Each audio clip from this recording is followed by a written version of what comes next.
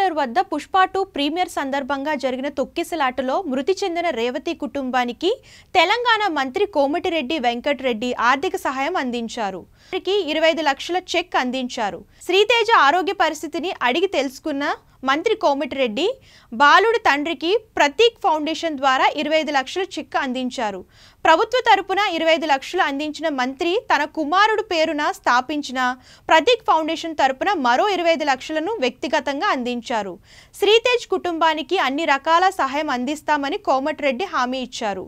రేవతి కుటుంబాన్ని ఆదుకుంటాం. కోమటిరెడ్డి సంధ్యా థియేటర్ తొక్కిసలాట ఘటనలో తీవ్రంగా గాయపడిన రేవతి కుటుంబానికి ప్రభుత్వం అండగా ఉంటుందని సినిమాటోగ్రఫీ మంత్రి కోమటిరెడ్డి వెంకటరెడ్డి తెలిపారు. శ్రీతేజకు అవసరమైన ఔషధాలు ప్రపంచంలో ఎక్కడున్నా తెప్పిస్తామని ప్రకటించారు. శ్రీతేజ పరిస్థితి విషమంగానే ఉందని కోమటిరెడ్డి త్వరగా కోలుకోవాలని ఆకాంక్షిస్తున్నట్లు మంత్రి తెలిపారు. జరిగిన ఘటనపై మంత్రి క్షమాపణలు చెప్పారు.